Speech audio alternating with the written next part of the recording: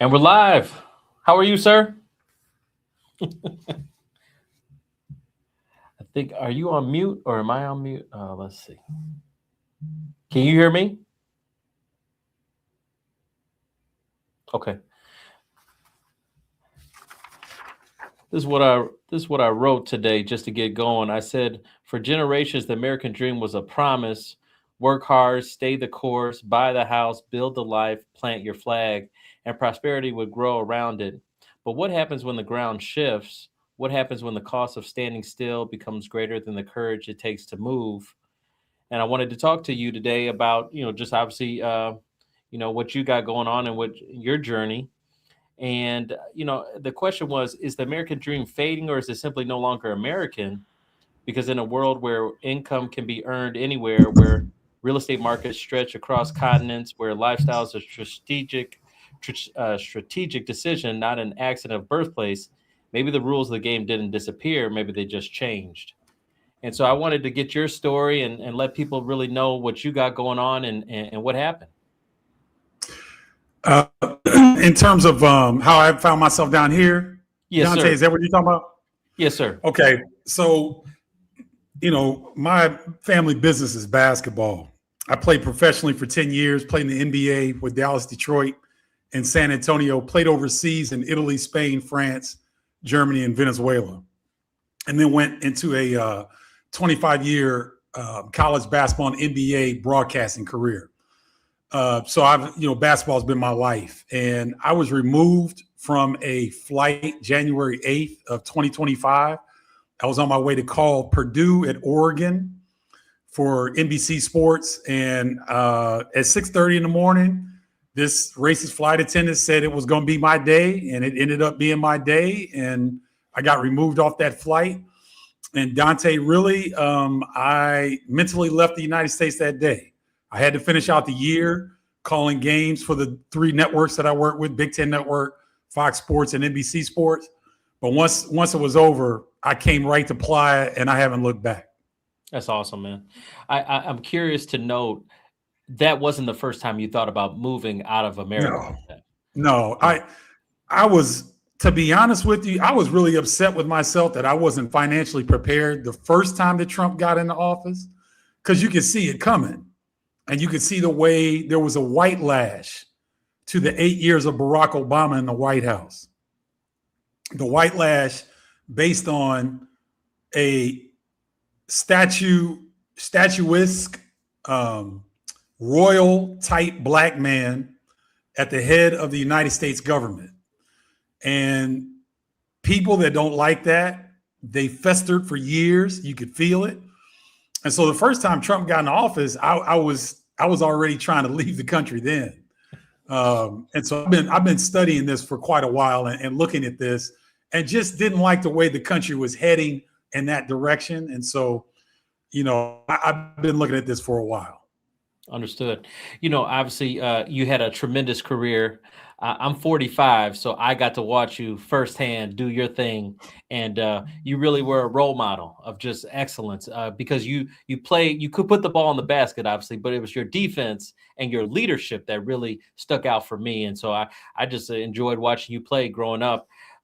So with I'm just curious, like when you were overseas, because to me, people think about moving, but they're scared to. There's a fear, right? There's a fear, whether it's, because of society or what have you. But what are some things that you've noticed when you did your studying? What are things people should be studying when they're considering to move overseas? Or I think I think, Dante, the biggest thing, and thank you for saying what you said about my career. I really appreciate that. The biggest thing that I notice about people is really the brainwashing, the conditioning that all Americans, it's not just Black, it's not just Latino, it's all Americans. We receive a level of conditioning that is far greater than the rest of the world, in my opinion. And so the hesitation, the second guessing is all a part of the programming that we've been, dealt with.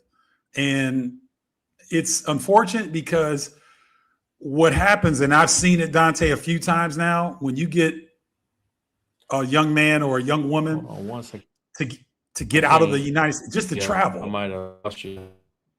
Uh-oh. Are we good? It's just loading right now, so give it a second. Sometimes the internet is goofy. Okay.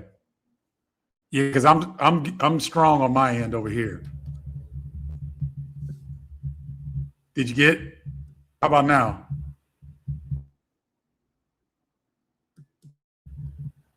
Yeah. Tell me when think. Can you hear me now? Let's see. I'm gonna try. Can't hear me now. Okay, I think you can hear me. Just internet, internet always playing technology, not always, but you got to roll with it. But yeah, today I have Stephen Bardo with me.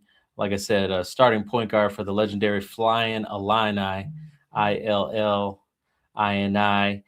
Reached the Final Four in 1989. He's the Big Ten Defensive Player of the Year. He was drafted in 1990. He was in the NBA draft, played for the Spurs, Mavericks, and Pistons. Had a 10-year professional career, including France, Italy, Spain. We're going to try to see if he can get back on there.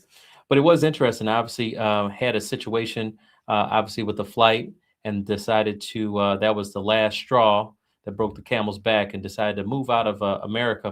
And I was interested in that conversation because of the American dream. Is it fading, or is it no longer American? The reality is that you can make money anywhere. There is a reality that you can make money in different areas around the world. So it's not necessarily just pigeonholed to America. And, I wanted to try to make sure, hopefully get him back on so he can understand, answer some of the questions of just the type of homework. How about now? Can you hear me okay, Dante? Yeah, you're great. Okay, good. Okay, all right. Now, where were we on? I apologize. Oh, no worries, man. Hey, I was basically, what type of homework should people do when trying to decide, to leave America? Obviously born and raised here, so there's a little fear of just, different countries and different expectations. Yeah, I think that I would encourage people to really do a self-assessment, meaning that for me, I felt like I was vitamin D deficient being in Chicago for 27 years. And so I wanted the sun, I wanted the water. Financially, I've made some good decisions. And so financially, I have a lot of flexibility. And then I wanted to be, wherever I went, I wanted to have access to a strong, entrenched Black community, because I wanted to see people that look like me. I wanted to be able to communicate, and, because we can communicate without speaking sometimes. And I wanted that. I wanted that to be a part of my experience. So I would tell people to first envision your best life. Like if you're a mountain person, if you're an ocean person, if you're a forest person, figure that out. Figure out what your environment looks like. Next, figure out what your finances are going to look like. Are you going to have a remote job? Will you need to create something? Do you have investments? Do you have Social Security? Do you have a pension? Are you trying to work in the country that you're relocating to?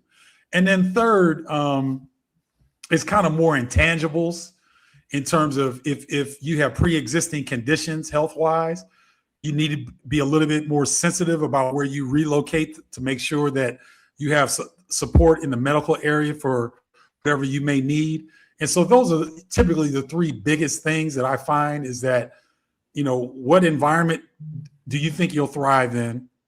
What's the financial recipe? And health-wise, if you do have some pre-existing conditions, can you find a location that will support you in that? That's great. Now, what about you? Obviously, you're born and raised in basketball. Probably one of your first loves was, putting the ball in. So now, what are you doing to kind of substitute that? Obviously in your day to day. My nervous system was so fried from being in the United States that I just started watching college basketball again in late January. I wasn't watching a lot of NFL. I wasn't watching a lot of basketball. I just needed to heal. And so now what I'm doing is I'm trying to learn the Spanish language. Okay. And what I've noticed and what I want to tell your viewers is that if you're considering relocating, whatever skill or knowledge that you have in the United States, you can plug that generally in the place that you want to relocate. So for me, I'm going to work with kids and volunteer on basketball fundamentals. Now, why am I doing that, Dante? Because kids are extremely honest, okay? And so they'll tell you if you messed up on a word, but they'll also encourage you. So I can learn Spanish with being, volunteering with basketball fundamentals with the kids. And I'm a single guy. So I also think that, when you get in good with the kids in a community, they alert the rest of the community. Oh no, he's cool. No, he's really good. He works with us. And so that will give me an entree to talk to their parents or talk to their coaches or their teachers, whomever I come in contact that is either related or associated with that child. And so that's going to be my strategy in terms of getting my basketball Jones. I'm watching March Madness and college basketball in my alma mater, University of Illinois. I'm back watching now. But this is a way I like to be community oriented. And so this is a natural way for me to take my expertise and volunteer it. And then the kids give me love. They give me Spanish languages, lessons. They give me cultural things to look out for. And then I'm sure there'll be some, really good looking moms picking the kids up. Yeah, that's really smart to do. I mean, kids, and the pressure. Dang, he got kicked off. Oh, wow. Well, it looks like Dante got kicked off, but, I want to tell the viewers that it is definitely possible for you to relocate. And I want you to consider something. Okay, there we go. We got him back. Yeah, go ahead. Now, I was telling your viewers that I want them to consider something, that when you're trying to make this move, if you're going to relocate, I encourage people to have a growth mindset as opposed to a fixed mindset. What do I mean by that? A fixed mindset would be, for example, I live in a large apartment building, one of the best apartment buildings in the Playa del Carmen area. And so we have a number of foreigners that live here from Europe, from Canada, from America, from a lot of different places. And there was the power will sometimes go out, Dante. And this guy is downstairs at the lobby, giving the front office staff fits. I mean, giving them the business. The power's been out for a couple hours, right? So he's talking about, I was preparing chicken. And so I've got this chicken stuff on my hand and I can't wash my hand. And I'm like, bro, stop being dramatic. And you're not in the United States. You're in Mexico. So get over it. That's what I'm talking about. Don't bring the American exceptionalism, or so people think. Don't bring that to another country because that's going to get you in trouble. You want to have a growth mindset. You want to have kid-like curiosity because you're going to be learning stuff new every day in the place that you relocate. And if you don't have that openness, if you don't have that growth mindset or that kid-like curiosity, I would encourage you to do like a lot of Caucasian expats do. They find enclaves and they go to those enclaves and they keep their Canadian, European, American lifestyle even when they relocate. So if you're going to have a fixed mindset, go find a place that you can find an American enclave that will support you in not having a growth mindset, not wanting to learn the language, not wanting to get out in the community. You want to stay comfortable and you want to speak English and you want to talk to people that look like you. Well, if you want to do that, that's going to severely limit your experience, in my opinion. Definitely. It was funny when I saw one of your videos on Facebook, and I was like, Playa del Carmen. I actually got engaged down there. I took my wife down there, surprised her. We had been dating for a minute. She didn't even know. We were staying in the condos just, it would be just west of Centro Comercial, the downtown. So I was Oh over yeah. by, so I was right there in those condos. I had a hookup from one of my customers, and so we went down there. So I experienced it, and at the time, this is probably 2000. Give you an idea. This is probably about 2007. Probably 2007 is the last Mm, time I was down there. But I okay. mean, we're close enough where you could take the little ferry boat to Cozumel, Yep. man, and that was just and I was like, man, this is amazing. It was better than Cancun. I was like, let them all go over there. I was over here and I was just having a great time. So I know where you are personally, been there, and it was beautiful then, and I can only imagine what it is like now. Oh, Um, it's a lot of construction going on. This place is growing quickly. It's about 420,000 people, but it's growing very quickly. And as you know, Dante, there's a special energy in this place.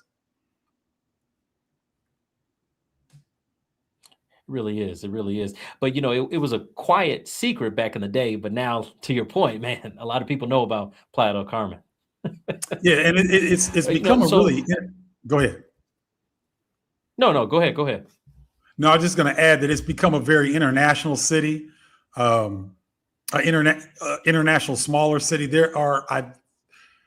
I heard from my buddy there are about 62 countries represented at any time here in Playa. So there's a lot of diversity, a lot of different languages being spoken, and so it's a wonderful Wow. place.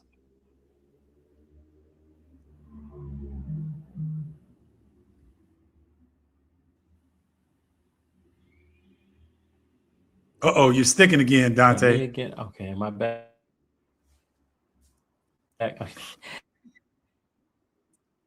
Yeah.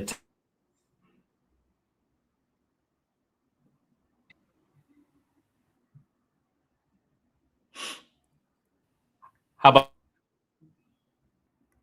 now? Is this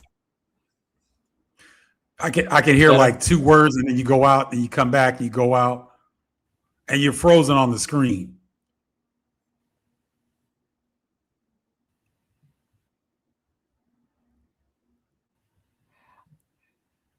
Refresh. How about now?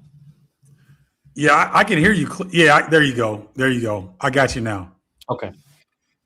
Yeah, this platform it works, but then every once in a while. But we there's over 500 people listening to us, so maybe it's just the fact that so many people are here listening to what you're saying.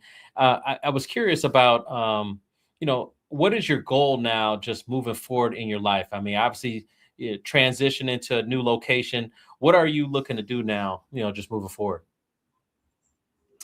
Well, I have a company that I started called Next Chapter Forward, and I'm helping Black men over 50 years old um, in their relocation hopes and dreams, and really trying to assist them and having an advantage of being the boots on the ground and having traveled around the world and having different experiences.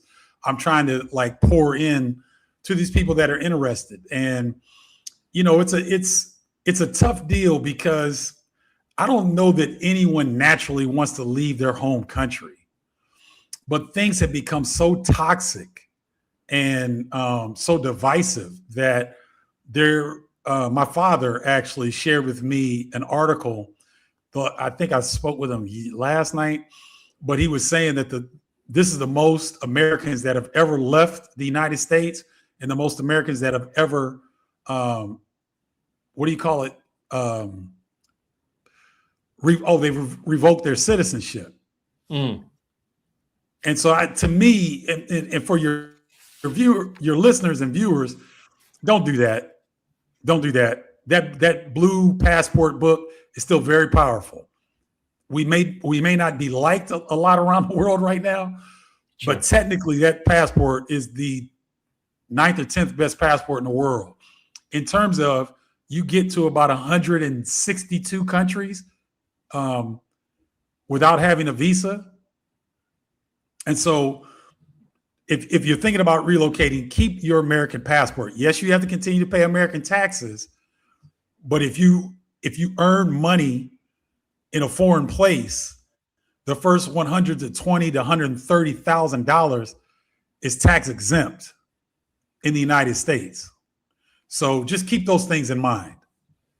To your point, over 9 million Americans currently live abroad. I looked that up as far as the stat goes.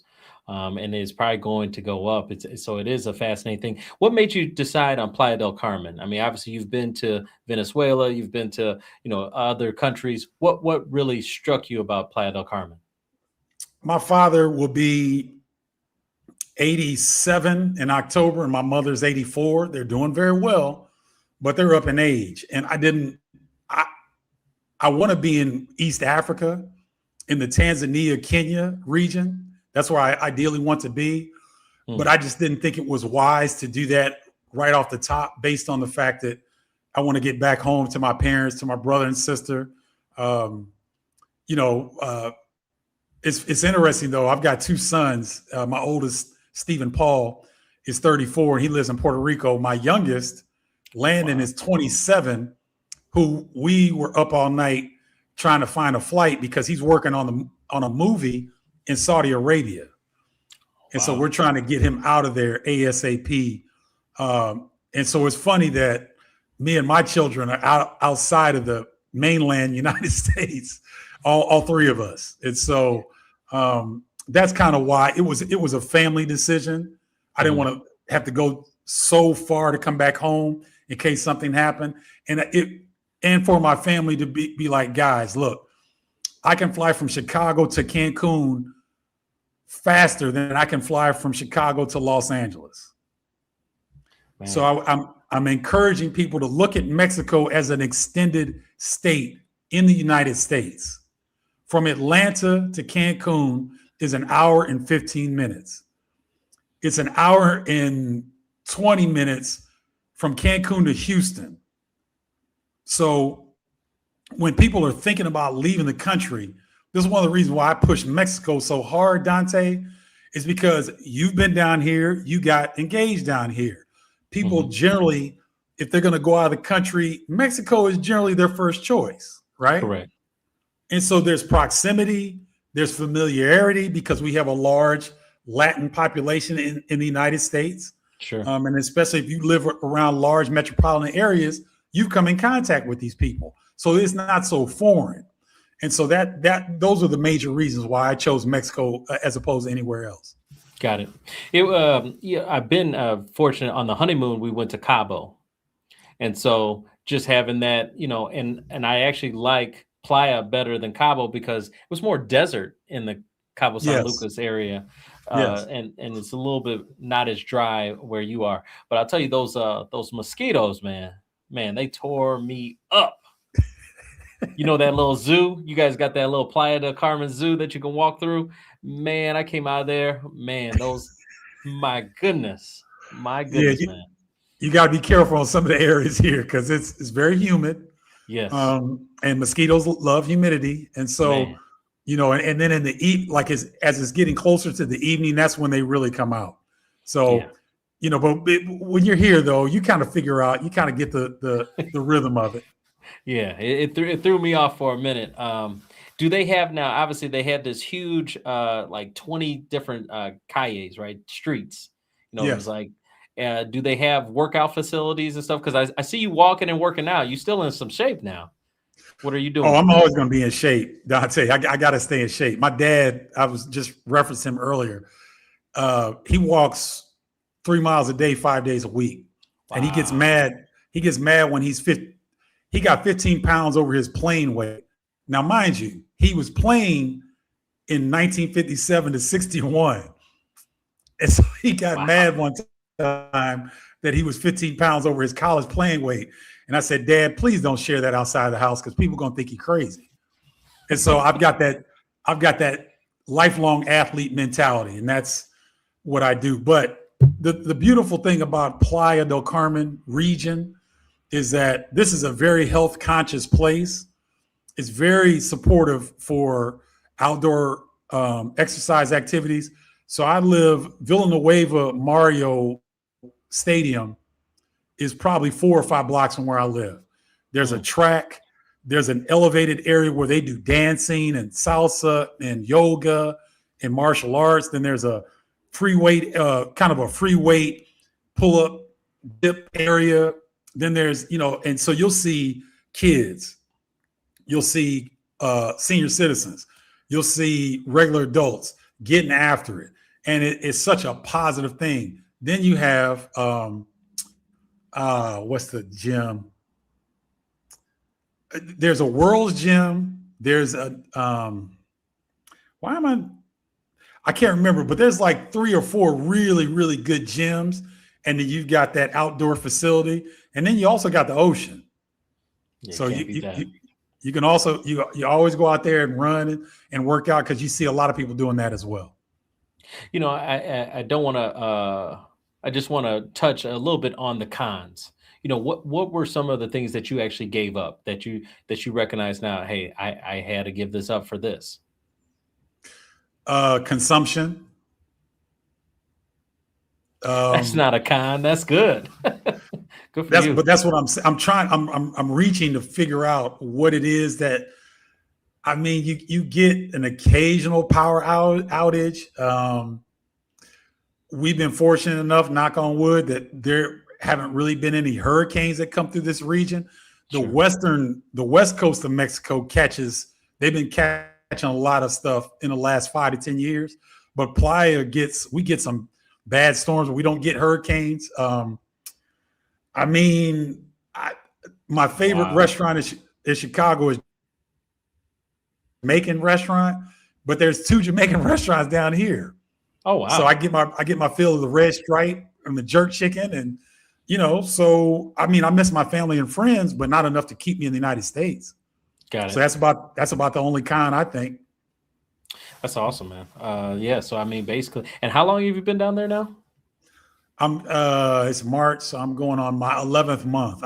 April next month will make a year.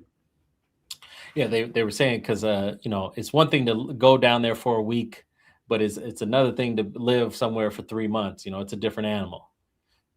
It is, and the thing of it is, and I encourage people to do that.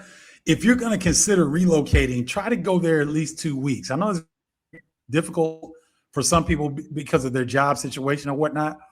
But if you have the chance, because you, like Dante, you want to get to that day 8, 9, 10, where, okay, I'm now, we did the beach, we did this, we did that.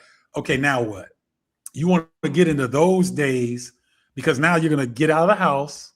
You're going to be forced to do some things that you may not want to do, but you're going to really get a sense of what the community feels like, what life feels like. And to me, I'm going to let you all in on a secret. That's the best stuff. That's the best sauce. You don't get Playa when you're only visiting. You can't even scratch the depth of this place unless you've been here at least a month. Okay. There's Playa, Mexico in general, but Playa in particular is so deep in terms of cultural richness,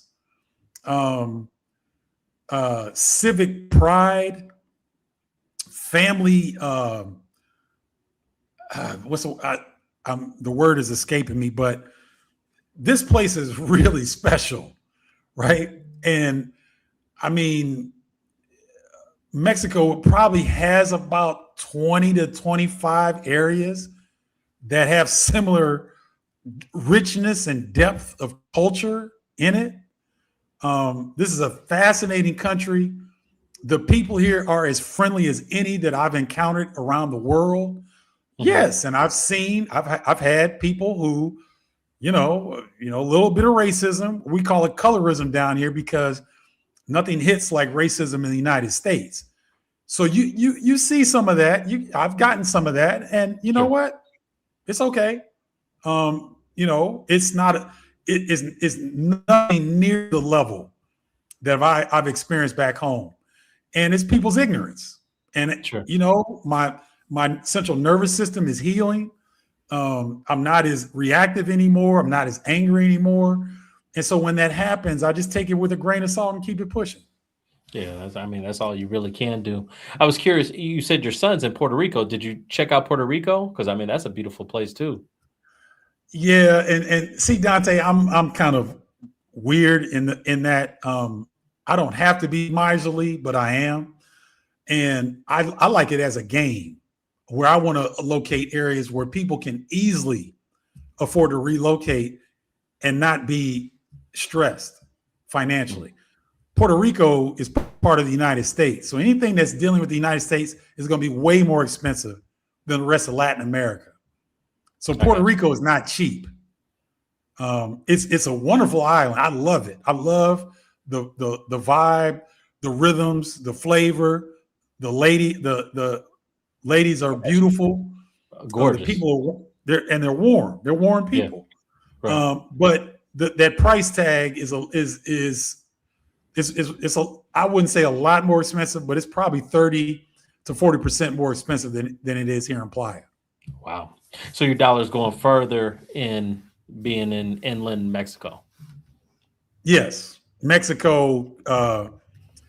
I mean, outside of Puerto Rico and Panama in the Western Hemisphere, almost anywhere else you go is going to be cheaper than the United States. Wow. I got a couple questions from the audience here. Can I ask those questions? I know you got to. Sure. Okay. Go ahead. Let's just. Hey, I got time, man. I thought I didn't, but I do. So go ahead. I appreciate you. Um, Olivia said, "Great live show." Then she's fire. Appreciate that. Sticking with us, man. It is eye opening, definitely. What is it? What is it like to? I had a chance. I played in France and Spain. I just had a cup of coffee and then I was out. But what was it like playing in all these different countries? Like, I mean, did you love every experience of it, or? You know, I was not as mature as I would have preferred to be during my professional basketball career. But I tell you what, if I had to be honest, I think I grew up more in those places because, again, I don't want to be the ugly American. I've never wanted to be that. I'm a world citizen. I'm from the United States, but I'm a global citizen. I belong anywhere I put my feet. Now, with that mentality, though, if I'm in Russia, I'm trying to speak Russian. If Okay. I'm in if I'm in Bulgaria, whatever the language is there, I'm trying to speak that language because what happens, guys, once you leave the United States and you show effort, the only country that did not support that was France. When I was in Paris and I was trying to speak French, and I had a couple of people say something crazy to me, and I was like, "Oh, okay, well, screw you. That's it for not speaking no more French." But I've been to Africa, South America, Europe, Asia. I haven't been to Australia yet, but I've been pretty much all over the world, and every single country outside of France. When you try to speak the language, they respect you. You get better treatment. You don't get gringo prices, right? Because they know you're showing love. So Spain was wonderful. I wanted to go back there, but I wasn't able to because I went to Japan. I was in Japan my last 4 seasons. I was in a place Wow. called Kawasaki that was right between Tokyo and Yokohama. And Dante, I was still married at the time to my college sweetheart and my oldest son, and then we had just had our youngest son. And so I didn't like Japan for the first couple of years because it was so different. And my family would come for a little while, then they'd go back. But then my oldest son, we put him in an all Japanese kindergarten. And it totally changed. I think I learned more than he did. So Wow. he had a woman that was in class with him that spoke a little bit of English. So about the first month and a half, Stephen Paul really struggled. But then one day I took him to school and this kid went, and Stephen Paul went, and I was like, I had a car when I was there, and you got to drive on the other side of the road. Mm.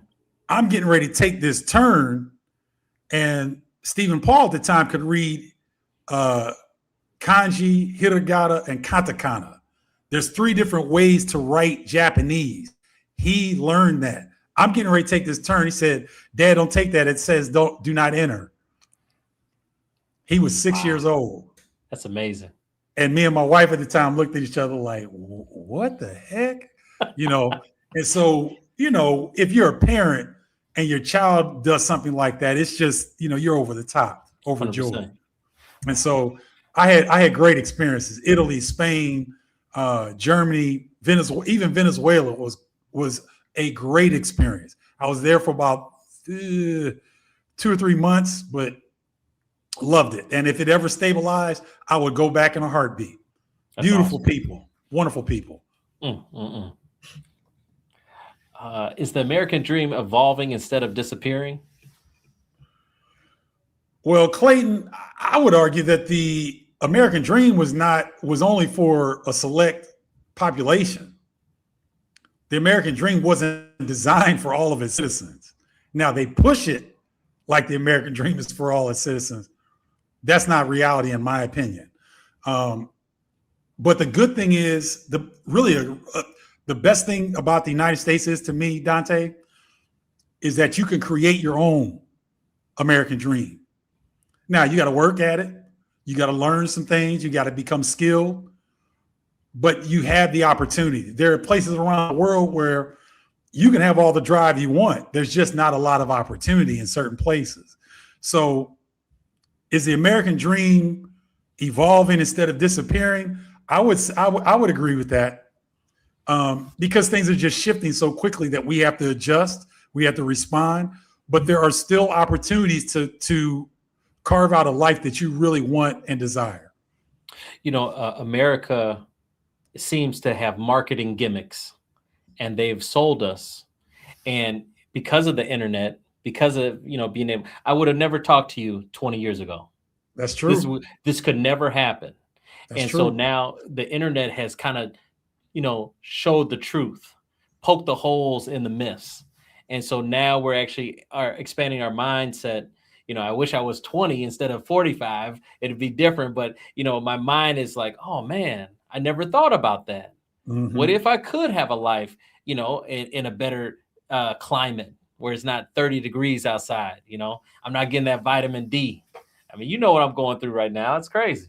Oh, it's big time crazy. And I don't envy you, brother. I will send, as I'm looking out my window right now, there's not a cloud in the sky, and it's 86 degrees here in Playa del Carmen. So I'm sending all of you, if you're in a cold weather climate, I'm sending you love and warmth from Playa del Carmen. Appreciate that. All right, let's see what we got. Could digital nomadism be the new American dream? Yes.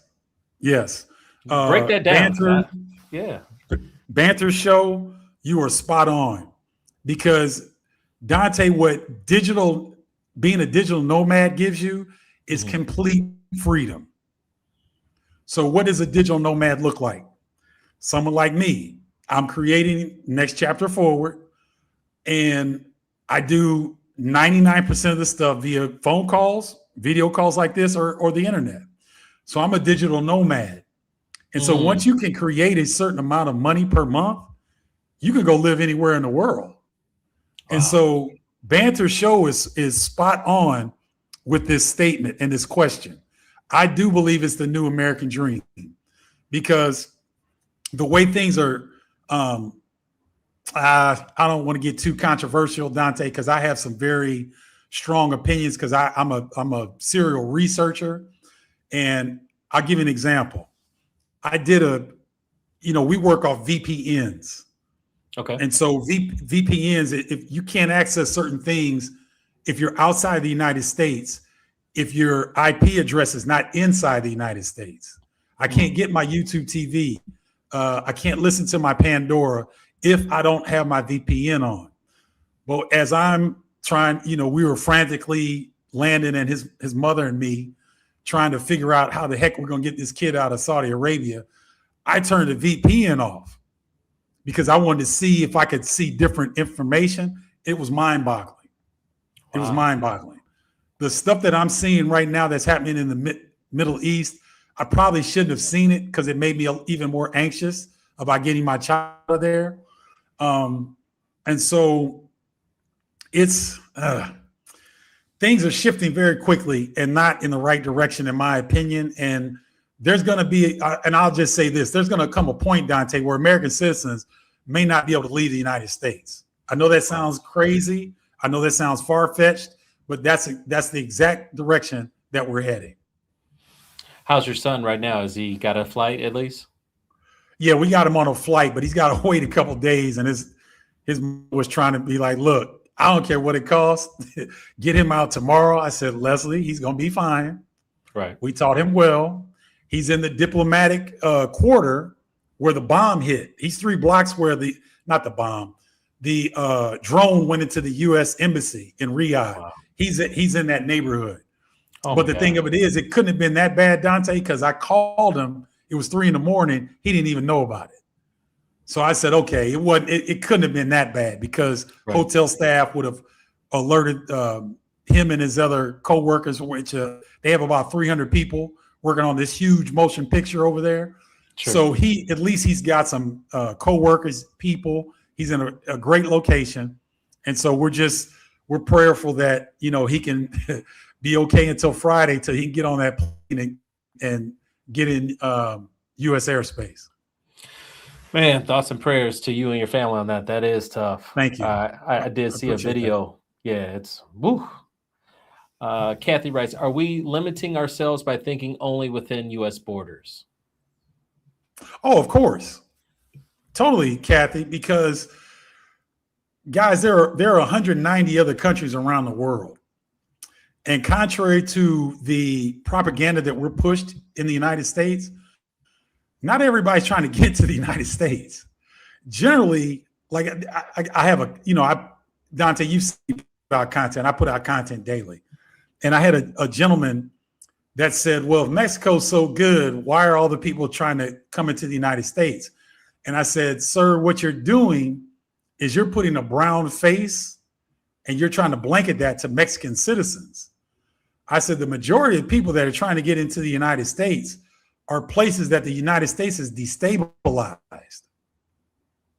It's not, there are 0 local Mexican people that I come in contact with every day that have any desire to go to the United States. None at all. And so if you think of being a world citizen, there are investment opportunities for you. There are opportunities to connect into communities. If you are passionate about volunteerism, a lot of the rest of the world is brainwashed into thinking that the Americans have some sort of standard. So if you're going to bring yourself and your skills to another location, you can have opportunities that you cannot believe. This is one of the reasons why I'm really trying to study Spanish quickly and get it really good. My oldest son speaks 6 different languages. Wow. And he's a musician. He's a hip hop artist. And so he can flow in Portuguese and Spanish and English in the same song fluently. Right. Wow. But he's an artist. He's not, he doesn't have the mindset of a businessman like I do. He's an artist. He's all over the damn place. And so he's not necessarily thinking about investment opportunities and opportunities to pour into other people like I am.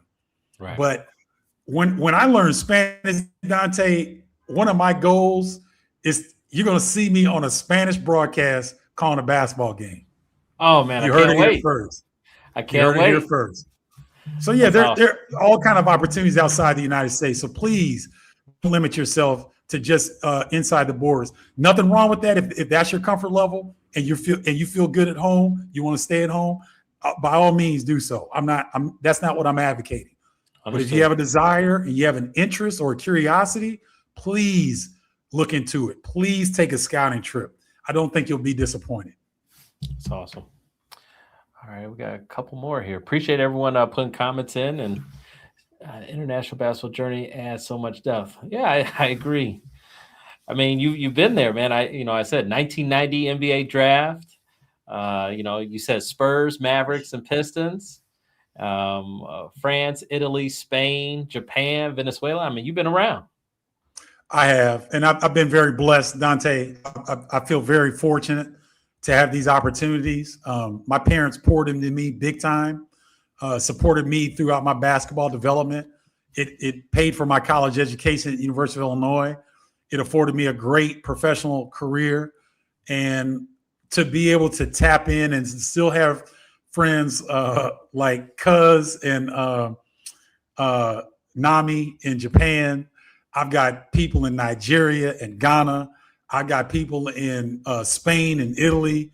I got people in South America. I got people all over the world that if I had a friend or something that was coming to their country in their area, I could call them or email them and they would treat them like they treat me. And so it's really the human relationships that are the richest part of traveling. It's amazing, guys, how similar we are as individuals around the world. As long as you consider yourself a human being, meaning that when you look at your fellow human, you treat them like the way that you want to be treated, the world is open to you if you have that mentality. Okay? Yeah. So go out there, get outside your comfort zone a little bit, because you're going to meet people and the relationship. Dante, you know this. People in different countries, they value getting to know you. They're not sitting there when they're talking to you. They're checking their phone or they're looking around, and you know how you talk to certain people and they're not physically and present. They're not present. Correct. They're physically there, but they're that happens a lot in the United States because we're on that grind culture. Overseas, in different countries, man, a person might break from their plans and go with you to get a tea or a beer because they want to get to know you. And you're sitting up there, and I'm struggling with my English, and my Spanish teacher, Antonio, who's now become a friend, he's doing this thing, and we're going back and forth. We're laughing and we're talking business.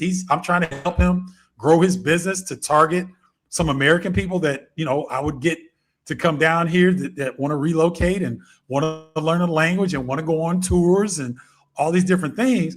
And me and Antonio, I feel so uplifted when I leave his presence that I vow to try to do that with everyone else that I meet and talk with, because it's very impactful, very impactful. I mean, just the conversation with you, it's just, we're expanding our mind of the possibilities and being a good human being. That's what we preface. We want to be good human beings. That's why, people of color, like, we don't really ever have this, hey, I want to be your friend. Yeah, I'm not trying to hurt you. I just want to get to know you. So I love that. Let's see. Is emotional courage the real key to success abroad? Man, you got some, Joe. you got a hell of a fan base, bro. You guys are asking great questions, Joe. Emotional courage. I think I don't know if that's the real key. I think that's a part of it. I think emotional stability is even more important. Why do I say that? When you're at home and you're in a place that's familiar, everybody's speaking the same language. You have the food that you go out in the places and whatnot. When you're down, you have 2 to 3 to 4 people or things that you can do to re-elevate your emotional state. When you're overseas, you have to create that.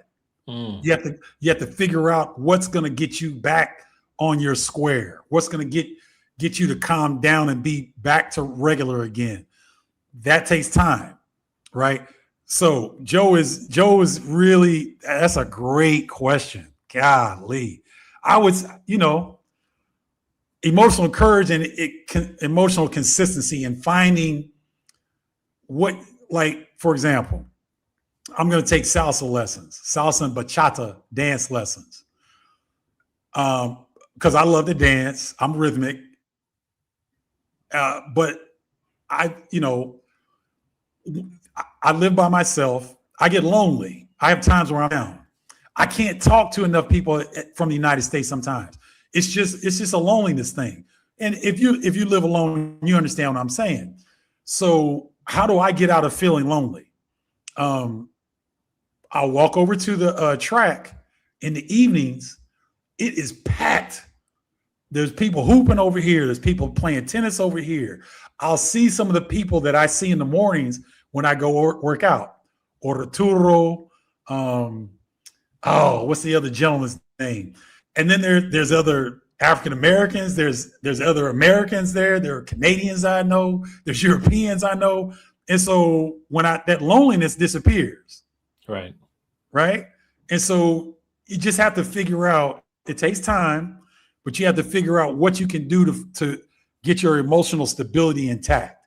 And, so Joe, that's about as good a question as I've heard. That's excellent. Awesome. Opportunity expanding beyond America. That's a bold thought. It really is. I mean, it just, it seemed not practical. It seemed, from outside looking in without knowing the story, it's like abrupt, like, whoa, where is he? It just, we have to, like I said, I've been watching you since I was a little kid. So, and I was used to hearing your voice on Big Ten Network. I'm used to seeing you, at least every Saturday I see you. So, it was like, okay, I guess he's doing something else. And then there you are. So, there is a level of just, expanding our minds. And a lot of it starts in our mindset. We've been so born and raised with the same mundane, cell piece of the USA, best country in the world to live. Why would you go anywhere else? And so, we almost develop a certain fear of like, so let me ask you, obviously Mexico had the huge, drug cartel got upset, kill the head of the snake type thing. And was that a fear? Like, was that what's going on? Or you didn't see anything down there with the whole uprise? Dante, I'm so glad you asked that, because there's a lesson to learn here in that when violence happens in the United States, we're conditioned to make that local. We're not conditioned to say that the unfortunate situation that happened in Austin, Texas is an Austin, Texas thing. It's not a United States thing in our minds. But when the cartel leader was unalived in the state of Jalisco, that's the state where he was and where the operations took place. In the state of Jalisco, the cartel, they got, they wanted to show that they were upset. So they burned cars, burned buses, but no one outside of the people that were in the original operation to get the cartel head, nobody else died. No Americans were kidnapped. No Americans were even threatened. And this is why I love getting news and information from different countries. The Canadian Broadcasting Company sent a woman down to Jalisco last week, and she met with a cartel member. Obviously, he had his face covered or whatnot, and this dude spoke English. And he said, cartel members will never go after a foreign person if you're not in cartel business. It's the exact same as the United States. If you're not fooling around the drug game in the United States, you may not even know it exists, right? So what happened, the state of Jalisco is about 1,500. No, it's about 1,000 miles from here. Oh, wow. Mexico is a huge country with 34 states. And it's got half the population of the United States. And it's about 35 to 40% size of the United States. So we're talking something happens in San Francisco, but people in Chicago are like, is Chicago's on fire? No. We had 3 cars that were burned here in Playa del Carmen, out at the mall, out in the street. It was only to show we're upset that you all killed our leader. We're going to clown a little bit. We're going to try to interrupt your money, your tourism money. So that's why the OXXO convenience store was set ablaze in Tulum, which is about 45 minutes south of where I'm located. But everything that they burned, they told people get out. They were not trying to harm anybody, but they're letting people know that, look, this ain't cool. Okay. Right. So the whole country wasn't on fire. It wasn't ablaze. And I mean, I was going back and forth with people on my platforms. I was getting very upset because I'm sitting here thinking, like, you all think I'm stupid. Why would I put myself in jeopardy? I've been on the south side of Chicago for 27 years. Chicago has been the murder capital of the country in a few of those years, right? Yes, sir. Yeah. Gun violence is prevalent in the Chicagoland area. I love the city. I love Chicago, but I'm not naive. Okay. Chicago is far more dangerous than any place outside of the Jalisco state. That's a tough area. A lot of crime happens in that area, but outside of that area, look, and I'll share this with you. There have been 32 mass shootings in the United States since January 1. 36. You know how many mass shootings there have been in Mexico in the last 3 years? How many? All cartel related. No citizens going into a school and lighting the place up. No citizens going to a bar or restaurant and lighting the place up. You don't get that here. Doesn't happen. What's the political climate like? I'm just curious. Super complex. So Claudia Sheinbaum is the president here. And she is a savvy president. She's running circles around Trump on a number of different areas, number of different levels.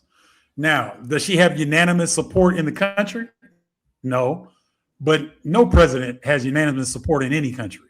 Never. But her predecessor, who was her mentor, the last president before her, raised the minimum wage by 3 times. So she's coming into office with a populace that feels way better because they have more money in their pockets. There's a canal that is almost completed here in Mexico that's going to make the Panama Canal obsolete. They got a $200 billion investment from China. Mexico is a powerhouse, is an economic powerhouse. And will it and probably their projections by 2030, by 2035 or 2040, the Mexican economy will be equal or larger than the United States. I know that sounds crazy, but look it up, guys. All this information is out there. Mexico is a powerhouse of production of what are those chips? What are those chips that run cars, computers, all that? Oh yeah. I know what you're talking about. I mean, Taiwan. We United States get us from Taiwan. Yes. So Yahweh and these huge Chinese, South Korean, Japanese corporations they're bringing a lot of stuff to Latin America. So Brazil, Mexico, not as much Panama, but Brazil and Mexico are the main beneficiaries of this shift in moving production to Latin America. And so Mexico is booming. And so it's a place that you definitely want to look. Awesome. Appreciate that, Jack. Okay. How do we prepare ourselves mentally to move abroad? Dixon, great question. What I suggest people that come into the Next Chapter Forward community is to identify 3 countries that you think you're interested in. Okay. Once you identify those countries, find travel content creators that are posting from those countries. There are travel content creators posting on almost every country in the world that you can think of on YouTube. Find the country that you're looking for. Do a search. Travel content creator for Ireland, travel content creator in Senegal or Ghana or Australia. Those people will pop up. You can look at their selection of videos, and you can see visa, healthcare. How much does it cost to live in Hanoi, Vietnam? Which Vietnam is hot right now, guys. That's a hot, hot country. There's a lot of people moving there because it's dirt cheap compared to the United States. Thailand is very cheap. Philippines, very cheap. Malaysia, even, which is a more established country, it's still a lot cheaper to live there than it is in the United States. So when you find those content creators for those different countries, they generally will follow a similar pattern in that they'll break down certain aspects of living there. And then, Dixon, to go one step even further, that I tell my clients, go find the Facebook groups in those countries. Oh my gosh. You talking about great information and on the boots on the ground information in these Facebook groups in these different countries. Those are the two strategies that I would suggest that you guys do. That's great. Great information. We got 4 more and we'll wrap it up. Cool. Huge thanks for bringing Steve's perspective to the show. Yeah, no, I appreciate you joining us. Yeah, it's been great insight, and I think everyone's getting some value off of this for sure. It's inspiring to think.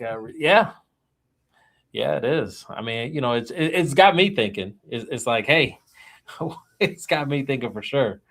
Hey, let me count in on this a little bit. Yeah, because Joe was on fire, man. I love the energy of your audience, bro. I'm telling you, Joe. Here's the thing, bro. I want you guys. Okay, Dante, where are you located?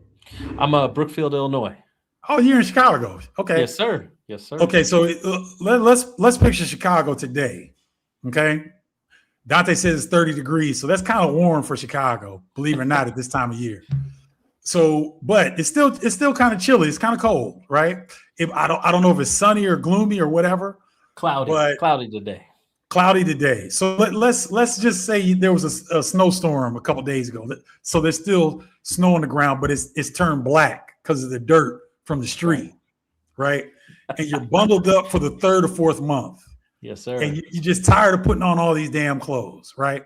Facts. Now, come down to Playa del Carmen, where I didn't sleep last night. I'm trying to help my son get back. But I got my behind up and went to the track, and I got energized because the sun was hitting my skin. I was sweating. I was talking to people. I leisurely walked back home, sat on my terrace where I make a lot of my short videos, was enjoying my juice, was waving to my neighbors, slowly got in and walked into the shower, cleaned myself up, came back out, did some more work. I prepared my lunch. I cook my lunch almost every day. I don't eat breakfast. I only eat lunch and dinner. I try to intermittent fast. Yep. Imagine having time to do an hour plus interview in the middle of your workday. And then when I get off with Dante, I'm going to walk 4 blocks down to 5th Avenue, which Dante knows what 5th Avenue is. Yes. It's a pedestrian only strip for about 5 miles of nothing but shops, restaurants, bars, anything that you want to find. I've got my place called Bloody Mary. My man is from Argentina, Jose.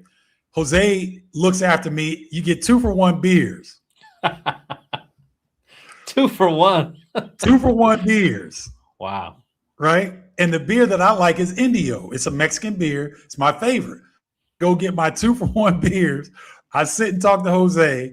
I'm on one of the best pedestrian walkways in the world for people watching, guys.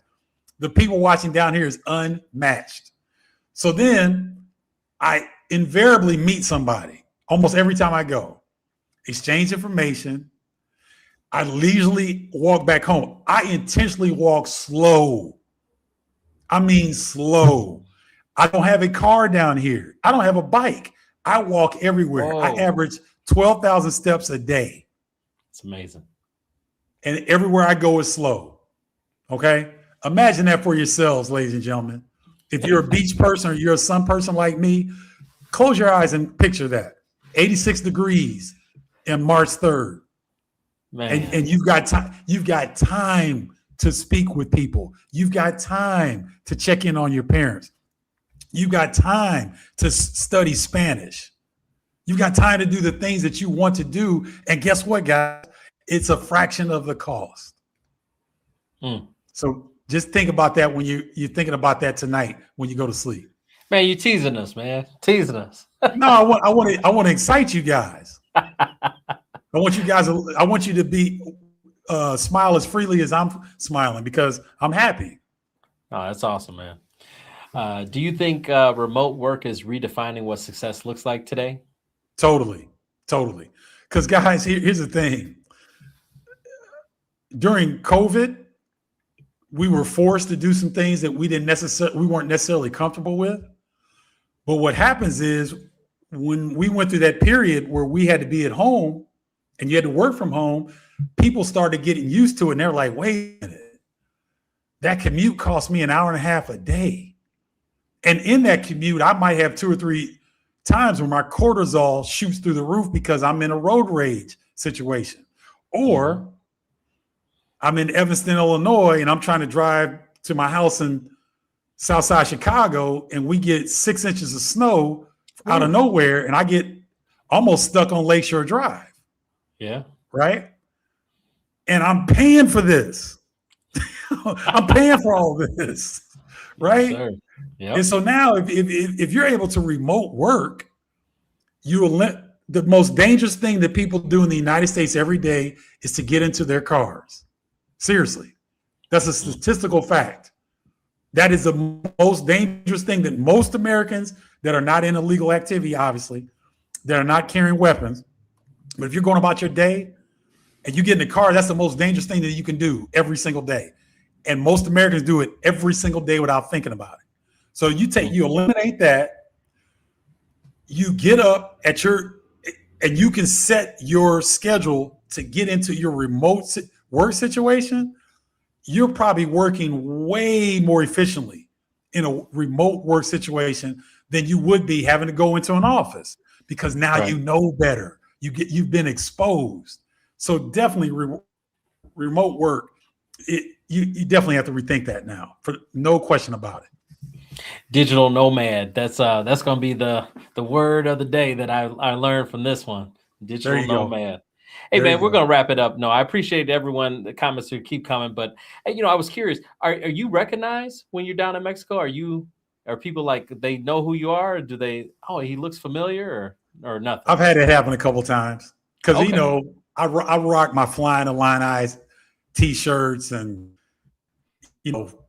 every now and then I'll rock that. And, I've had about 3 people stop me and be like, wait a minute. Like, Are you Stephen Bardo? Because your hair is like really white right now. And I had to explain to them that I would color it during the season. So that was fun. That was fun. No. And obviously just me being a junkie, are you communicating with any of your old teammates or everyone kind of went their own ways? No. I stay in touch with Nick Anderson. I talk to Kendall Gill more than anybody because Kendall's son is like my nephew, godson, who's playing at Northwestern right now, Phoenix Gill. Yep. And so I talk to Phoenix, we'll text and communicate and whatnot. Marcus Liberty, Larry Smith. I haven't talked to Kenny Battle in a while, and Lowell Hamilton. But Kenny and Irvin I haven't spoken with, but we do a really good job of staying in touch because that was a special group, man. I love those guys. Come on, man. Special. Should have won it that year. Should have won it, but hey. Yes, we should have. Man, you guys are so good. Hey, man, I appreciate you, man. I really do, man. And I'm going to have to get down to Playa del Carmen and say hello to you in person. I really appreciate it. Oh, please do. And Dante, thanks for having me on. And for your listening and viewing audience, you all are wonderful. Thank you for tuning in. Thank you for your really intelligent questions. And I hope you got something out of this. Definitely. Can you give your contact information? So if people are interested to go abroad, Playa del Carmen, please, share with us. Yeah. Anywhere, any platform, YouTube, Facebook, TikTok, look up Next Chapter Forward. That's the name of my service and company. and on Facebook, on YouTube, on TikTok. You can find me. You can find me on Next Chapter Forward. Next Chapter Forward is the platform you guys need to check out. So if you're interested in going abroad to Playa del Carmen specifically, definitely reach out to Mr. Stephen Bardo. Appreciate you. I will be back tomorrow talking about spring house buying with Jess Ford. So I'll be back tomorrow. But thanks everybody for listening, and everyone have a great day.